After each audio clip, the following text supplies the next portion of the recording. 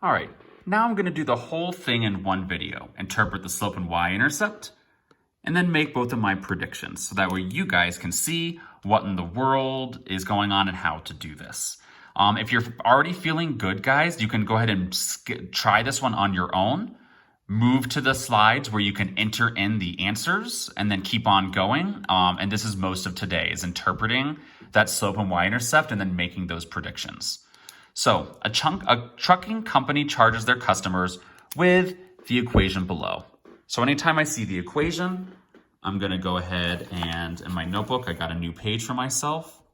Y equals 2x plus 40. And now let's label them up. So the trucking company charges with the equation below where the total cost of delivery is y. So go ahead and label y as the total delivery cost. And the number of miles driven is x. So x, I'll say miles driven, okay? So now we are going to interpret that using that same sentence stem.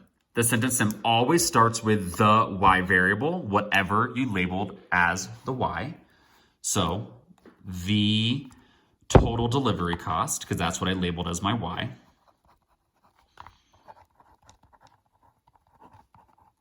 The total delivery cost always starts at the y-intercept, which is the number that does not have the x. So in this case, it's the 40.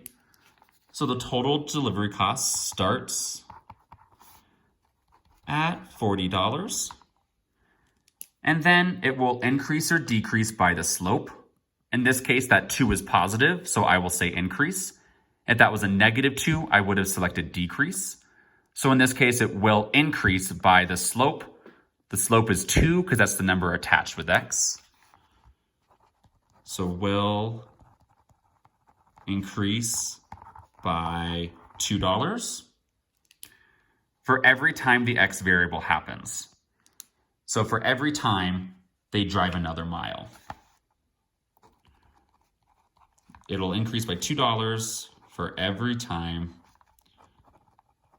they drive one more mile. Whenever we talk about the x variable happening, we talk about it happening one more time. So in this case, it's for every time they drive one more mile. And now we're ready to predict.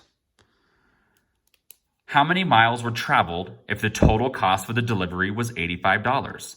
I see that 85 is a money amount. When I go over for y and x, y was my total delivery cost as a money amount. X was miles driven. So we're going to, once again, use 85 for y, because the problem said $85, and y is talking about cost, which is also dollars. So down here, I'm going to rewrite the equation. We just decided that 85 matches up with the idea of the delivery cost for y. So I'm going to swap it out down there. And now I'll solve for x. We have to get rid of the close number and far away number. We're going to start by doing the opposite for the far away. So the opposite of adding 40 is subtracting 40. 85 minus 40 is 45. The 2x continues down. 40 minus 40 is 0. In order to get rid of that attached multiplication, we are going to divide each side by 2. So x will end up being 45 divided by 2, which I know is 22.5. How much would it cost if the truck had to drive 31 miles? So I'm going to take that number 31 miles and see, does it line up with y or x? 31 miles is not a delivery cost. 31 is a miles driven. So when I come down here, we just decided that 31 matches up with miles driven.